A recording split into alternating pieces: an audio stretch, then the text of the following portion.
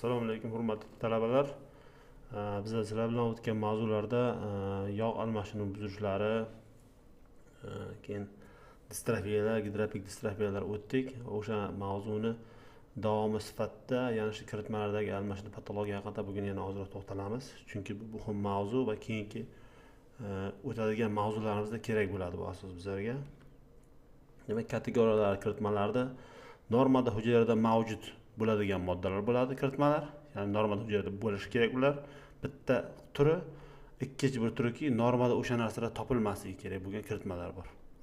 Hujayrashdagi patologiyasining sabablari nima bo'lishi mumkin? Birinchi guruh metabolizm buzilishi bilan bog'liq. Ya'ni ularning aylanishi, hosil bo'lishi, chiqib ketishi, hujayradan hujayraga o'tishi shu bilan bog'liq patologiyalar. Masalan, triglitserlarning jigarda to'planishi, oqsillarda buyrak kanalcha epiteliyasida to'planib qolishi, shu metabolizm buzilishi bilan bog'liq bo'ladi. Ikkinchi guruh oqsillarning ivishi va transport buzilishi bilan bog'liq. Misol uchun alfa 1 antitripsinning jigar hujayralarida to'planib qolishi yoki markaziy asab tizimi degenerativ kasalliklarda mutant oqsillarda, ya'ni o'sha normal oqsilga o'xshash bo'lgan buzilib qolgan variantlari paydo bo'ladi. O'shalarda to'planib qolishdan kelib chiqadigan patologiyalar bor. Va fermentlar nuqsoni bilan bog'liq, ya'ni bitta oqsilni bu joydan bu joyga yoki u shakldan bu shaklga o'tishi ishtirok etadigan fermentlar bor va ana shu narsalar buzilishi ham ularning to'planib qolishiga sabab bo'ladi. Ya'ni hujayra ichida kiritmalarning to'planib qolishi yoki organik moddalarning, biologik moddalarning to'planib qolishi haqida bugungi mavzuyimiz. Va qisqa qilib aytganda, metabolizm oqsil transporti yoki ferment faoliyat buzilishi natijasida to'planadi va hujayra funksiyasiga albatta zarar yetkazadi. Bu chunki biz patologiya haqida gaplashamiz va Robin Catran bo'yicha biz hozir shu mavzuga kiramiz. Xolesterin va uning efirlari to'planishi. Yana bitta guruhini ko'rib chiqamiz. Xolesterinning to'planib qolishi haqida gaplashamiz. Normada xolesterin bizga kerak, chunki hujayra membranasi sintez uchun sarflanadi. U hujayra membranasi hosil bo'lish uchun bizga xolesterin kerak. Ya'ni bo'linadi, hujayra membrana qoplanishi kerak. O'shanga kerakli mahsulot bu. Qurilish mahsuloti hujayra uchun. Va quyidagi patologiyalarda xolesterin hujayra vakolasida paydo bo'ladi. Membranada emas, vakolda paydo bo'lib qoladi. Aterosklerozda yirik arterial aorta devorlari endoteliy ostida ko'piksimon foam sel deydi. Ko'piksimon hujayralar, ya'ni makrofaglar ko'pikka o'xshab o'sha xolesterin o'ziga yutib oladi. Yutib oladi, xolesterin chiqara olmaydi. Shuning natijasida o'sha foam kletkalarda, ko'piksimon kletkalar ichida endoteliy ostida xolesterin yig'iladi. Biz yana bir takrorlaymiz, gaplashyapmiz kiritmalar haqida, ularning patologik to'planishi haqida. Xolesterin lekin normada ham bo'ladi bizda va endoteliy ostida to'planib qolmasligi kerak edi bu. Va har doimgidek sizlar bilan kelishuvga amal qilgan holatda normasini ko'rsatamiz va yonida patologiyasini ko'rsatamiz. Sizlar normasini bilmaysizlar degan fikr bilan. Xulosamiz noto'g'ri bo'lishi ham mumkin. Bunga hech qanday xafa bo'lmaysizlar. Va chap tomondan normal aorta berilgan, ana bifurkatsiya yuqorida turibdi, iliakaga bo'lingan. Ikkiga bo'lingan qism turibdi, silliq turibdi va o'ng tomonda o'sha aterosklerozga uchragan xolesterinning to'planib qolishi, patologik to'planib qolishi endoteliy ostida bo'lgan holatda surat turibdi. Va kundalan kesim qon tomirida. Ko'rgan bo'lsanglar, mishka bilan ko'rsataman. Endoteliy butun eslaringizga qolsin. Ateroskleroz qon tomirida yuzasida yig'ilib qolmaydi. Ko'pincha noto'g'ri tushuniladi. Yuzasi qavati, bir qavati butun qoladi. O'shani ostida to'planadi ateroskleroz. Shu eslardan chiqmasin. Qachonki biz vaqt o'tib yorilib ketgandan keyin ateroskleroz bilyashka buning ichidan chiqib, keyin tiqilib qoladi. Mana bu ustida qurumda yig'ilib qolmaydi hech qachon. Shuni tagida turadi. Va keyin yaralanib chiqadi qon oqimiga. Sxematik ko'rinishi mana ko'rib turibsizlar, endoteliy butunligini. Va pastda xolesterollar, xolesterinni donachalari turibdi va ko'piksimon hujayralarni ko'rsatib qo'yibdi. Va nekroz bo'lgan qismi. Biriktirish to'qimi o'sgan mana bu endoteliy qavati butunligi saqlangan ko'rib turibsizlar. Endoteliy ostida turibdi jarayon. Va mikroskopik fotografiya bizga kelishganmiz, sizlar bilan mikroskopik fotografiya o'rganamiz. Birga o'rganamiz va qon tomiri va arteriya qon tomiri. Mana bu endoteliy ostida turibdi.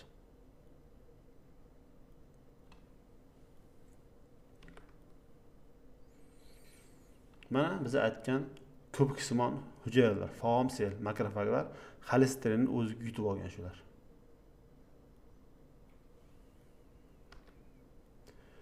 Demak, biz ateroskleroz haqida qisqacha to'xtalib o'tdik sizlar bilan. Mavzuyimiz patologik to'planishi kiritmalarda eslardan chiqmasin. Keyingisi ksantoma degan patologiya bor. Ksantoma ham xolesterinning tug'ma yoki orttirilgan to'planishi. Faqat bunda qon tomir endoteliy ostida emas, biriktiruvchi to'qima paylarda, epiteliy to'qimalarning ostida massa bo'lib to'planadi bu. Ksantoma haqida gaplashamiz. Bu narsani ko'rgansizlar ko'pincha. Va e'tibor berilmaydi yoki ksantoma deb aytib ketiladi tushunmagan holimizda. Ana shu narsa ham xolesterinning patologik yig'ilib qolishi. Teri ostida, teri epitel ostida yig'ilib qolishini ko'ryapsizlar buni. Men ko'proq illyustratsiya rasm beraman. Shu mavzuni aytganda hech bo'lmasa rasm eslaringizga kelib, o'sha rasm bo'yicha javob bera olasizlar. Mana paylarda, terining ostida to'planib qolish. Ksantoma, ya'ni xolesterinning patologik to'planishi haqida gaplashamiz. Mana bu rasm o'zimizda olingan. O'zimizda kasallikka uchrab qolgan, o'shanda olishganda, rasm tashlashganda menga. Nima ekan bu deb. Va o'sha ksantomani ozgina xavfli tomoni bor, shuni aytib o'taman. Xavfli tomoni shundaki, mana shu narsani ko'rsanglar, qon tomirlarida ham shunday holat bo'lish ehtimoli ko'proq. Ya'ni shunday holat bo'lgan kasalda agar yurak ishemik kasalliklar belgilari bo'lsa, unda infarkt o'tkazish ehtimoli katta bo'ladi, chunki toj tomirlarda ham shu holat bo'lishi mumkin. Keyingi bu xolesteroz. Bu o'sha xolesterinning o't suyuqligi bilan ko'p miqdorda chiqib ketishi va shuning natijasida o't suyuqligi o't pufagiga kelib yig'iladi. Yig'ilgan paytda o't pufagining yuzasiga cho'kib qoladi va makrofaglar uni to'plab oladi. Xolesteroz, mana o't xaltasini ochib ichini ko'rsatib qo'yibdi. Mana shu xolesterin donachalari to'planib qolgan. Biza kelishuvga amal qilgan holda normal o't pufagini shilliq qavati, mana bu bezli epiteliy. O't pufagini sizlarga ko'rsatganman shu paytgacha, endi ko'rsatib boraman. Va ko'rsatilganda normal histologiyasini o'qib olinglar kitobdan, rasmlarni ko'proq ko'ringlar. Rasmlarni mayli tekst o'qimasanglar ham, u nechta kletkadan hujayradan iborat ekan, necha millimetr ekan, ichida qanaqa modda saqlayotgan ular kerak emas, lekin rasmni ko'ringlar. Shunda ko'rganda o't xaltani shilliq qavati ustidagi qavat deyish kerak. Epiteliy mana hujayralar turibdi. Normal o't xaltani, o't pufagini yuzasidagi epiteliy. Va ana endi ikkalasini farqini tushunib oldinglarmi? Normal epitelining ostida ko'piksimon hujayralar turibdi. Xolesteroz haqida gaplashamiz. Demak, ular xolesterinni o'ziga yutib olgan. Va yana ham aniqroq bo'lish uchun ikkinchi so'z berdim. Bunda aniq ko'rib turibsizlar, mana bular ko'piksimon hujayralar. Mana bu normal epiteliy. Ostida shu narsa yig'ilgan. Mavzuyimiz kiritmalarning patologik to'planishi, xolesterinning to'planishi patologiya haqida ketyapti. Va C tipdagi Niemann-Pick kasalligi bor. Bu mutatsiya natijasida lizosoma ferment yetishmasligidan xolesterinning organlarida to'planib qoladi. Umumiy xolesterin aylanib borib to'planib qolaveradi. Metabolizmga uchrab ketmaydi. O'sha lizosomadagi ferment yetishmasligi natijasida. Bu og'ir patologiyalardan biri. Mana shu bolacha ko'ryapsiz, jigar taloq kattalashganini ko'rsatib qo'yilgan bu yerda. Hamma joyda to'planadi. Jigar va taloqda klinik namoyon bo'ladi. Mana bu qaysi to'qima edi, men sizlarga buni ko'rsatganman. Eslatganlar o'z dars ishlarini eslanglar. Offlayn bo'lganda men sizlardan so'rardim turib. Onlaynda bu imkoniyat yo'q. Bu jigar to'qimasi va ko'piksimon hujayralarni ko'ribsizlar, stilka bilan ko'rsatilgan turibdi. O'sha S tipdagi Niemann-Pick kasalligida jigardan olingan biopsiyada ko'rinib turibdi, xolesterin to'planib qolgan jigarda. Va mana bu qaysi organ? Bu limfoid organ taloq. Immun tizim mavzusida men ko'rsatib o'tganman. Yana bir o'qinglar o'sha mavzuni, taloqda histologiya shunday berib ketilgan. Yana takrorlayman. Uni ichini yodlash shart emas, shunday rasm chiqqanda taloqligini bila olsanglar, shuni o'zi ham katta gap. Shuni ichida ko'rgan bo'lsanglar, mana ko'piksimon hujayralar to'planib turibdi. Mana bular bo'lmasligi kerak normalda. Mana shunday limfoid, oq pulpa, qizil pulpa deydi, shunaqa iborat bo'lib, mana shunaqa limfoid to'qima bo'lishi kerak taloq. Mana bu narsalar bo'lmasligi kerak edi. Buni normasini beraman men, mana aybim bu. Va mana Niemann-Pick kasalligidagi bolacha. Ko'ryapsizlar? Qo'shimcha nafas bilan turibdi bu. Mana klinikada reanimatsiya holatda turibdi bola. Niemann-Pick kasalligi nima degan paytda hech narsa eslagisi kelmasa ham mana shu bolacha eslardi. Keyin shundan keyin sizlarga esga keladi taloqni rasmi, jigarni rasmi va xolesterin to'planishi. Oqsil to'planish patologiyalari. Gialinoz degan kasallik bor. Ya'ni tomirlar devorida plazma oqsillar va kollagenning gialin ko'rinishida to'planishi. Juvenil gialin fibromatoz degan patologiya bor. Bunga xos. Demak, mana shu narsa gialin. 3-tipdagi kollagenga ham shunaqa kiradi adashmasam. Suratlar esingizga qolsin. Juvenil bu yosh bolalarda tug'ma bo'lish holati. Shunaqa kasallar bizda ham bor, ko'rinadi, ko'pincha diagnoz qo'yilmay yuriladi lekin bular. Va normal teri chiqdi bizda. Normal tergi hisob bizda men berganman, yuqoridagi ma'ruzada bitta ma'ruzada adashmasam, ikkita ma'ruzada terini berib ketganman, normal terini va tushuntirib ham ketganman o'shanda teri haqida. Mana bu gialin to'planib qolishi. Ko'rgan bo'lsanglar, mana bu shu narsa gialin. O'zini alohida maxsus bo'yog'i ham bor, gialinni ko'radigan. Shu bilan aniq ko'rsa bo'ladi. Gialinoz deydi mana shu narsa mana. Terining ostida bir xildagi to'qinib, xuddi fibringa o'sha och qizg'ish bo'yalib turibdi. O'shani biopsiya olinadi ozgina qismidan, boyagi ko'rsatib turgan bolachalarda ozgina qismidan biopsiya olinadi, gistolog tekshiriladi. Mana shu kartina chiqqandan keyin o'zini maxsus bo'yog'iga bo'yab gialinni aniqlagandan keyin juvenil gialinoz yoki juvenil gialin fibromatoz tashxisi qo'yiladi. Natijada organlar atrofiga uchraydi, yurak ishemik shikastlanadi. Undan keyingi turi amiloidoz. Biz yuqorida xolesterinning patologik to'planishi o'tdik 3-4 ta kasalliklarni. Endi biz oqsil to'planishi haqida gaplashamiz. Esingizdan chiqmasin. Mavzuyimiz kiritmalarning patologik to'planishi.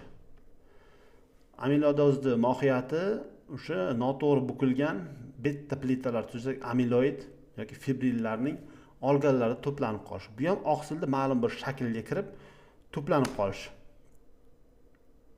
Mana teri shakli. Va lokal tarqoq shakllari bo'ladi buni. Amiloidozda xuddi gialinozga o'xshagan narsa turibdi. Faqat amil degani bu kraxmalga o'xshagan modda to'planib qolishi. Kim kraxmal ishlatganida kraxmal ivitgan paytda hosil bo'ladigan modda o'sha xuddi o'shanaqa moddaga aylanadi oqsil, ma'lum bir metabolizm buzilish natijasida to'planib qoladi keyin. Chunki chiqib keta olmaydi u. Qayta ishlov bera olmay qoladi organizm unga. Va uni polarizatsion mikroskopda ko'rish kerak bo'ladi, mana bunday. Har xil nurlar bilan sindiruvchi mikroskop bor. O'sha bilan ko'rganda mana shunaqa attendlik beradi. Ana shundan keyin tashxis qo'yiladiki, bunga amiloidoz deb. Amiloidozning turlari bor. Bular AL amiloidoz mielomga sabab bo'ladi yoki mielom kasalligiga birga keladi. AA amiloidoz bu surunkali yallig'lanish jarayoni, tuberkuloz, bronxit, revmatoid artritda davolanib yuradi kasal. O'pkasida tuberkuloz bo'lsa, misol uchun o'pkasini yaxshilash holatiga kelib, endi tuberkuloz chekinyapti, yaxshilayapmiz degan paytda buyrak yetishmovchilik rivojlanib qoladi bemorda. Sababini bilisha olmay qoladi. Ana shu uzoq yallig'lanish jarayonlari AA amiloid to'planishiga olib keladi va buyrakda amiloid to'planib, buyrak ishdan chiqqan bo'ladi o'sha bemorlarda. Va dializda ham dializ qilinaveradi, oxiriga borib buyrak ishlamay qoladi umuman. To'liq ishdan chiqadi. Dializ ham ma'lum miqdorda sog'lom buyrakda amiloidlar to'planishiga sabab bo'lar ekan. Va Alsgeymer kasalligi bor bizda. Alsgeymer kasalligida rasmga yaxshi e'tibor qilinglar. Patologiyaning asosiy mohiyati beta amiloid bilyashkalar. Bilyashkalar pillakcha deb endi. O'shalarni mana ko'ryapsizlar sxemada, mana bu neyron turibdi. Neyronning o'simtalariga mana A beta amiloid bilyashkalar yig'ilyapti. Va tau ipakchalari yoki ipchalari deydi. Tau ipchalari neyronlar nobud qiladi. Ana shu ikkita oqsilda patologik to'planish yoki patologik formaga o'tishi natijasida ular to'planib qoladi va ana shu narsa nerv hujayralarini, neyronlarni yo'q qiladi. O'tib ketib qoldi shu yerdan. Mana shu narsa men belgilaganman, lekin animasiya ishlamay qoldi. Ana shu ko'rinib turgan ipchalar, mayda ipchalar tau oqsillari ipchalari deydi. Normada mana bu narsa ham alfabetda amiloid ham tau ipchalari ham bo'ladi, faqat normal holatda bo'ladi ular. Ya'ni bukilishi, yasalishi o'zgarmagan. Ma'lum bir genetik natijasida ularning izoformalar paydo bo'ladi. Shunga o'xshaydi, lekin aynan shu emas. Bular nervni o'tkazishga xizmat qiladi normal holatda. Patologik holatga o'tib qolgandan keyin ma'lum bir qismlar o'zgarib qolgandan keyin ular paydo bo'lib yo'qolib turish kerak. Nerv impuls o'tkazishda yo'qolib turmaydi, yig'ilib qoladi ular. Ya'ni patologik alfabetda amiloid va patologik tau ipchalar paydo bo'ladi. Alsgeymer haqida gaplashamiz. Mana bu yerda ko'ryapsizlar.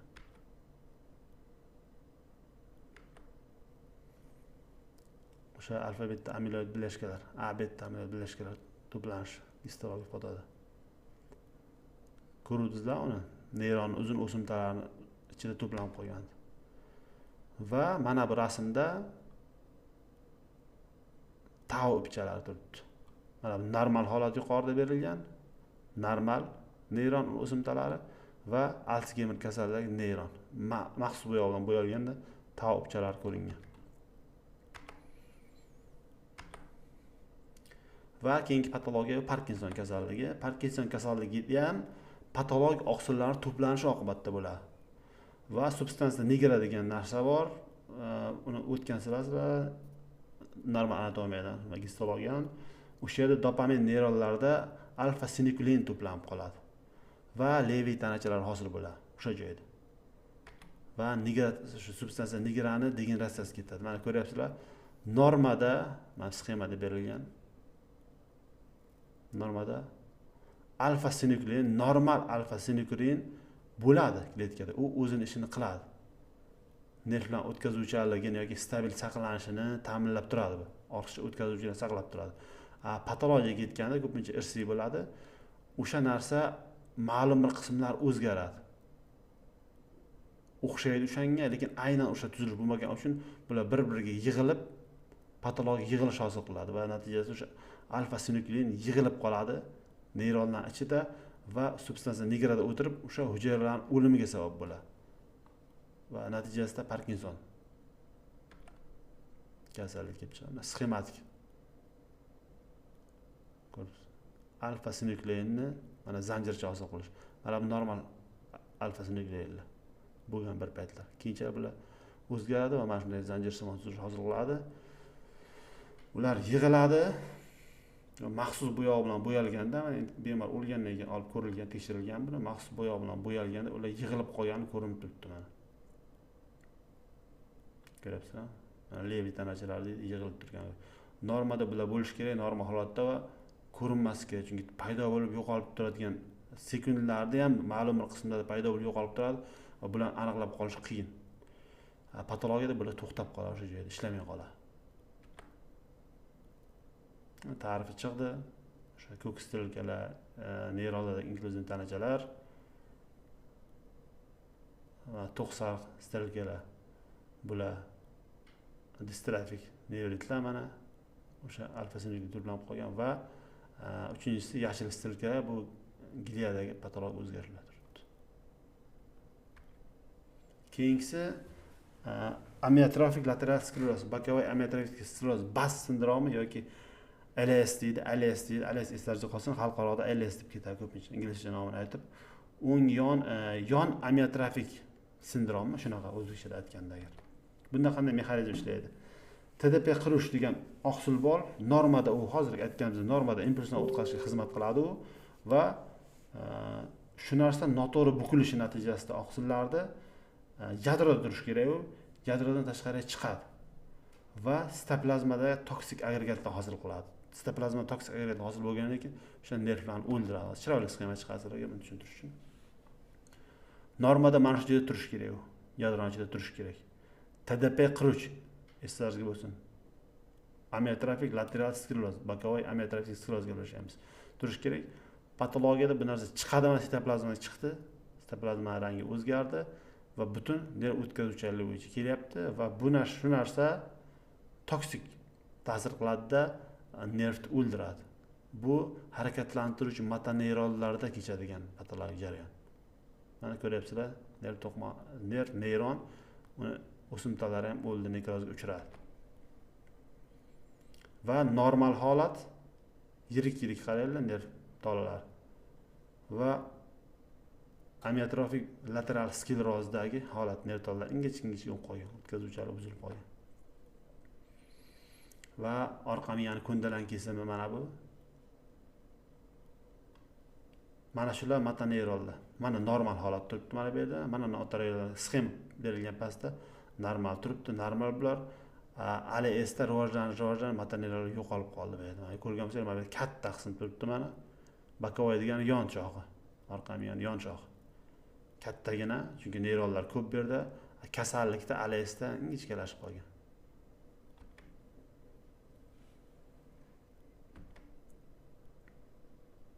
Butunlay kesim. Boya mana bunday kesim chiqqandi, mana bunday kesim ko'rsatilgandi bizga. Mana bunday butun chiqdi. Yuqorida mana normal holatda orqa miya ko'ndalang kesimi, buni ko'rgansizlar. Mana qayerda qanchalik katta joyni egallab turibdi motoneyronlar.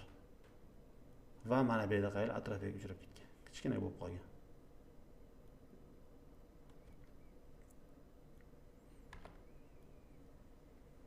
Old shoxda atrofiyasi, yon va old yon funikulaning degeneratsiyasi.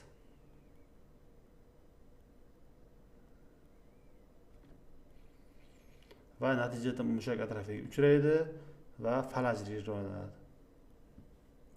Bemor oxir-oqibat nafas yechim hojidan ketib qoladi, chunki qovurg'aroq muskullar, nafas muskullari ham ishlamaydi, to'liq falajlanadi, motordan ketgan. Mana bu kishi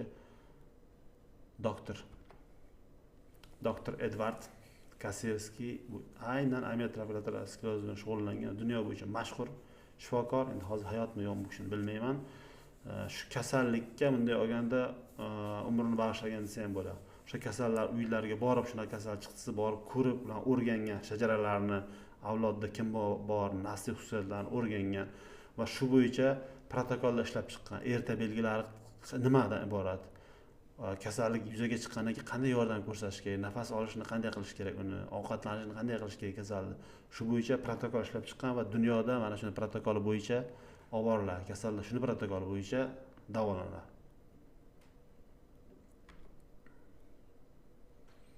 Va Alsgeymer kasalligi va bizdan uzoq bo'lgan yoki boshqa bir sayyoradagi kasallik emas bu. Eslaringizga bo'lsin, Junadulla Ramedov turibdi. Taniylar ko'pchilik mashhur aktyor, u kishining o'g'illari ham, oilalari ham yaxshi, o'zimiz sevimli aktrisasi va mana shu oilaga ham shunaqa tashvиш tushganki, Aziz Rametovning otasi Alsgeymer bilan hozir ayni vaqtda kasallangan kishi ham hayot bo'lsa kerak. Shuning uchun ham biza kiritmalar to'planish patologiyalarini o'rganishimiz kerak va ularni davolash yo'llarini izlashimiz kerak. Bular bizda sizlarga aytgan kasalliklarning ko'pi bedavo kasalliklar. Shu bilan mavzuni yakunlaymiz. Sog' bo'linglar, salomat bo'linglar va Robinska Trans Amriddinov kanalini stilkasini o'z kursdoshlaringizga, tibbiyot oliygohida o'qiydigan yaqinlaringizga yuborib qo'yinglar. Ular ham yaxshi ma'lumotlarni olishsin.